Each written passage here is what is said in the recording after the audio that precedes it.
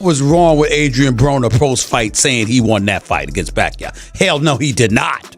He did not win that fight. Pacquiao was all over him. We don't have our own house. We don't have land. We don't have even food. We just, we have to work every day to make money to buy food. What happens when some of the most iconic warriors ever to step into a boxing ring all share the same opinion? And what if that opinion centers around a single name, a relentless force, a storm in human shape? Manny Pacquiao. When legends talk, the world pays attention.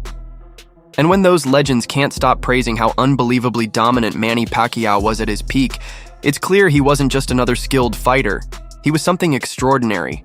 This was a man who tore through weight divisions like they were nothing and moved with the speed and chaos of a storm laced into a pair of boxing shoes. That's Manny P. That's extremely moving. Yes, We're moved. Yeah. Thanks so much. Okay, thank Manny. you. Let's be honest, boxing has witnessed its fair share of legends. But when the gloves come off and the arenas go quiet, what truly echoes through time are the stories, the gasps, the amazement, the sheer disbelief. And right at the heart of many of those unforgettable moments stands Manny Pacquiao.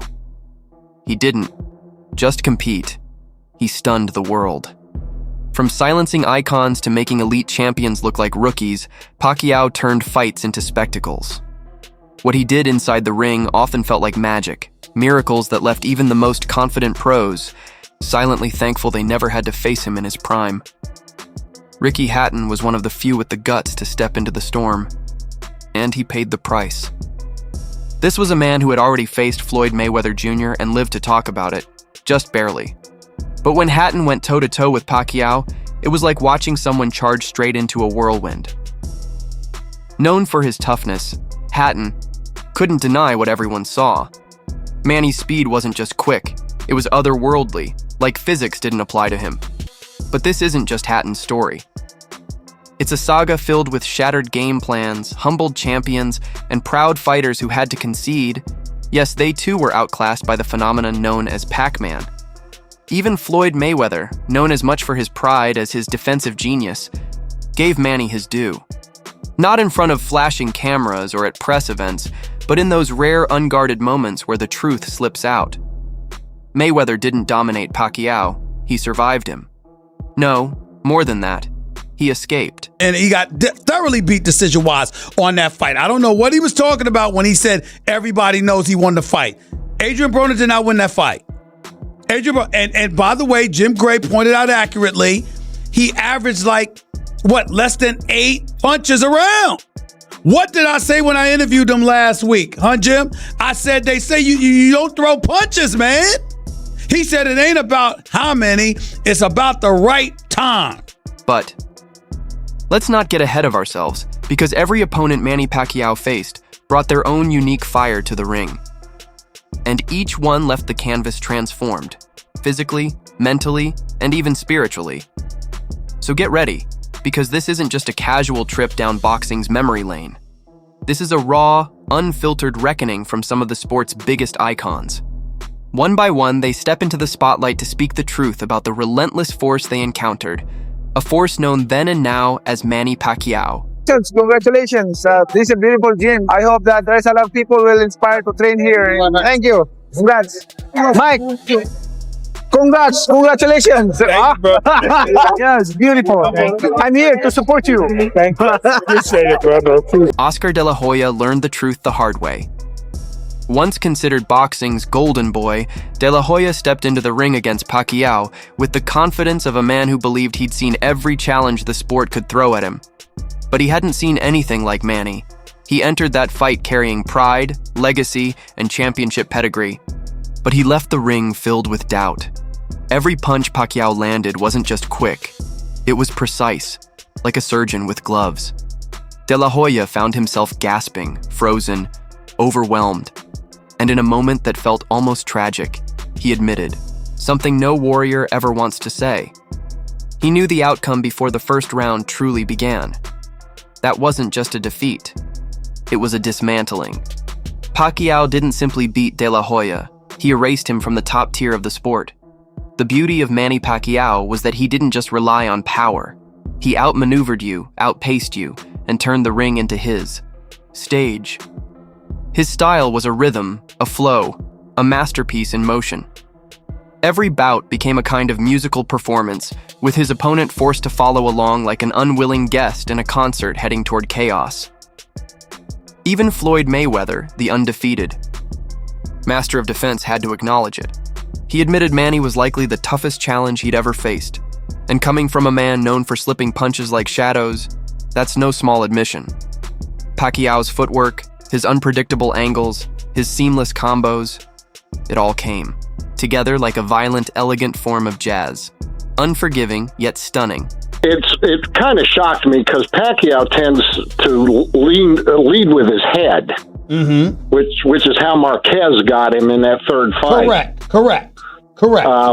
But he was quicker. He was quicker. He was predictably more aggressive. He connected more. That 8th and 9th round, he was all over Adrian Broner.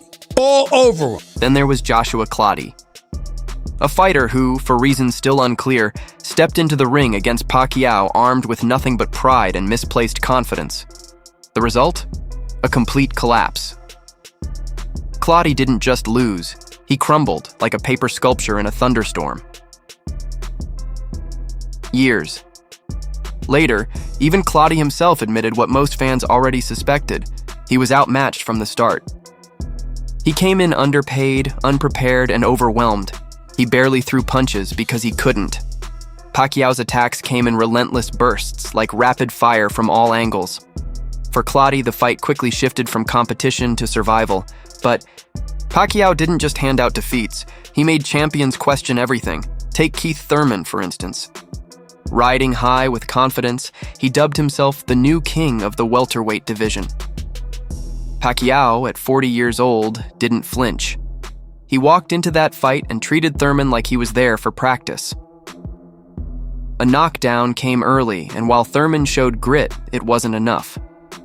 Like so many before him, he couldn't decode the enigma that was Pacquiao.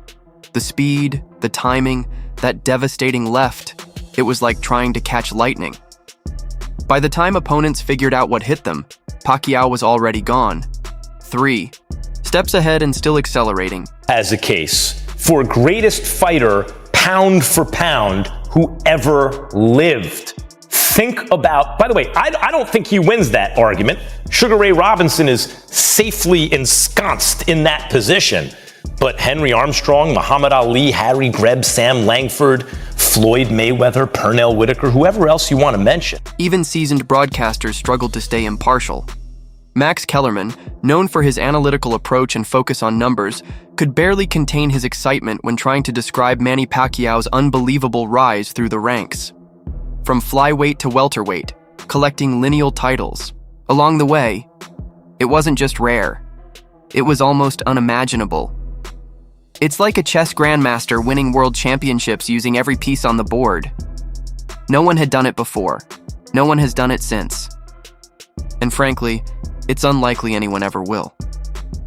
When respected trainer Robert Garcia, one of the sport's most insightful voices, was asked to compare Pacquiao's 8-division conquest with Mayweather's undefeated record, he didn't hesitate.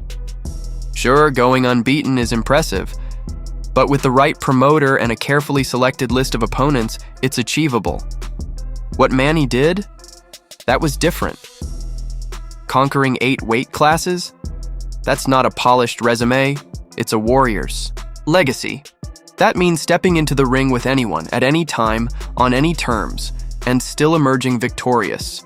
Because I'm sure mentally you prepared as well as physically prepared Shane, but you know. They have shuttles. They have shuttles, bro. Just in case. Shane. No, Shane took everything. With Pacquiao. Get in there. I remember one thing. I remember him wrapping his hands. Pacquiao. Because he wraps his own hands. I remember. Yeah. Antonio Margarito learned a tough lesson when he underestimated Manny Pacquiao. He believed his size advantage would give him the upper hand. That being the bigger man would make a difference. But Pacquiao made him look slow and clumsy, like a giant stumbling through a storm. Round after round, punch after punch, Manny's leather paint covered Margarito's face. By the end, Margarito wasn't just defeated, he was physically broken. Bones were shattered, his spirit crushed, and the whole idea of size advantage completely shattered. Even Mike Tyson, the baddest man on the planet, didn't hold back in praising Pacquiao. To Tyson, Manny wasn't merely good, he was extraordinary. Watching him fight was like seeing someone rewrite the very rules of boxing, and the admiration didn't stop there. Legendary promoter Bob Arum openly expressed his respect, seeing in Manny the same fiery spirit that once defined Muhammad Ali, not just inside the ring, but beyond it. Pacquiao was more than a fighter. He was a force that went beyond sport, a personality that inspired entire nations and shattered political barriers. With nothing but his fists and a smile, he became a hero to millions. We have to see that fight. So Pacquiao's peak was just about as good as anyone in history. Now, I'd have favored Mayweather back then. He's the naturally larger fighter. And that's the point.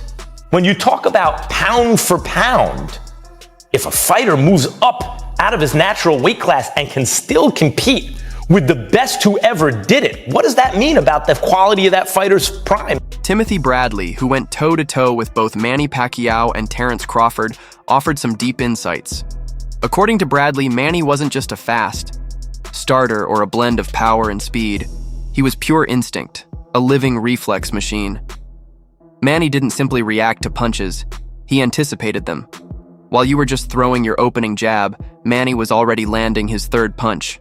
And there was also the quiet mind game Pacquiao played. He'd flash a smile, laugh, and seem as innocent as a choir boy, only to shatter ribs with that very same hand. That striking contrast, the polite gentleman outside the ring and the relentless force within, left his opponents mentally shaken. They couldn't bring themselves to hate him, and when the man smashing your face is someone you can't even resent, that's a completely different kind of agony. Nice to meet you, Alex. Thank you. Nice to meet How you. was it? Amazing. Good, Thank good. you for all the enjoyed it? hospitality. Sorry, I wasn't able to come and see you guys No, no, with everything that was going on. It's okay, thank you. Let's take a step back for a moment.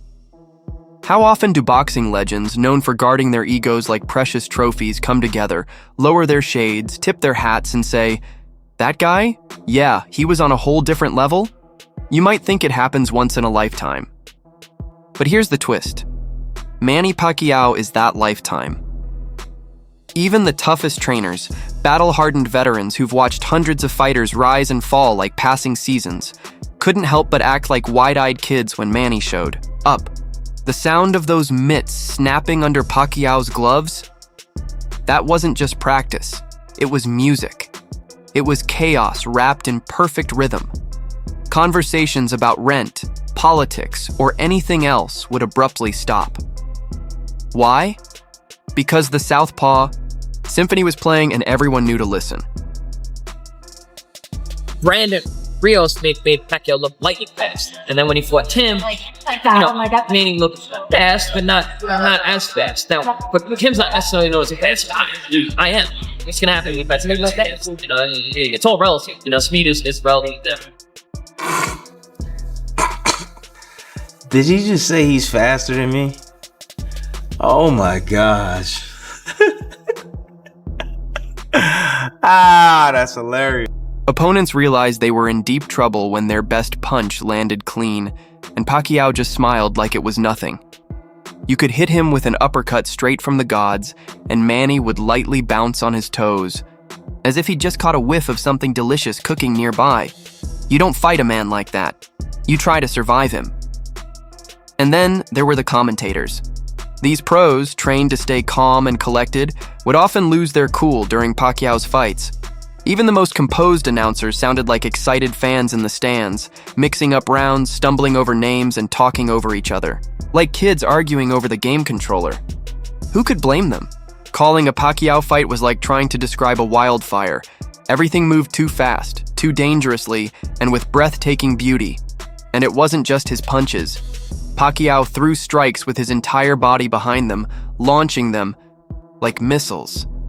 His angles were so sharp they should have come with caution signs. He never charged straight on.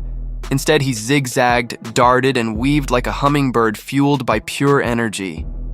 If you blinked, he was suddenly behind you.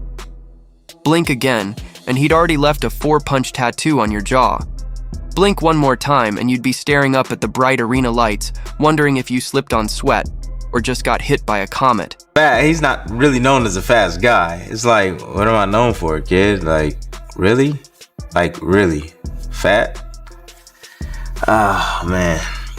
He gonna learn November 22nd, what fast is all about. Manny Pacquiao, lightning fast feet, reflexes, angles. Despite all that ferocity, in the ring, Manny had the kind of face that'd help you fix a flat tire and share a laugh afterward. That was part of the genius. Fighters came ready to face a fierce monster, but instead, they found themselves outmatched by a smiling hurricane with calves as tough as steel. Trainers did their best to prepare for him. Oh, they tried. "We'll train for his speed," they'd say. "We've got a southpaw game plan."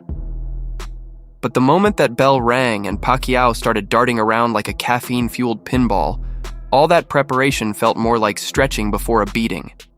Some fighters even tried to get under his skin with trash talk. Big mistake. Trash talk takes time to land the insult. But before they could finish their first jabber, Manny had already landed 4 punches, changed stances, and winked at their corner. You don't insult the storm. You board up your windows and hope for the best. Good luck to him though, man. Good luck to him.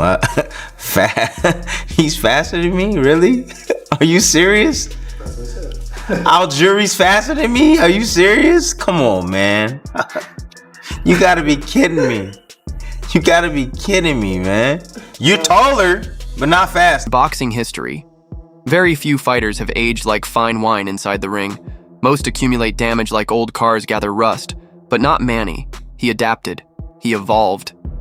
He transformed into a sharper, deadlier version of his younger self. Even in his late 30s, he was outpacing opponents a decade younger, and doing it with a casual grace, not just raw effort. Casual. Sure, some skeptics point to the losses, but those came against killers. Real warriors.